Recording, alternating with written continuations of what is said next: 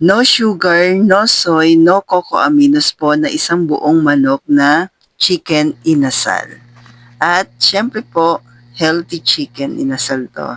So gagamitin natin yung bago ko pong gunting na stainless na napakabilis lang ang talas nito.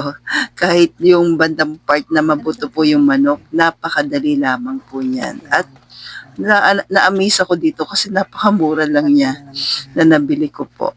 Then pat dry na po natin yung ating manok. After po nating ma-pat dry, ihanda na po natin yung ating sugar-free na turmeric ng grindahan. Then asin, luya, sibuyas, bawang, at paminta. Tapos tansya-tansya na lang ginawa ko po dito sa ating turmeric po. Sugar-free po ito po.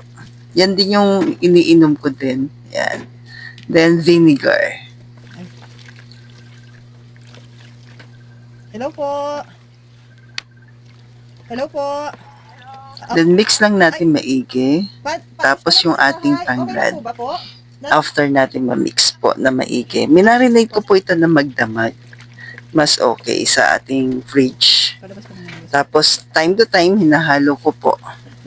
Kasi nga po isang buong manok siya. Then i-bake natin sa ating oven ng 230 Celsius mga 1.5 hour para mas masarap.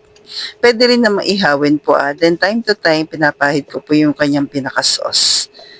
Yan. Kayo na pong bahala. Kung walang oven, pwede namang inihaw.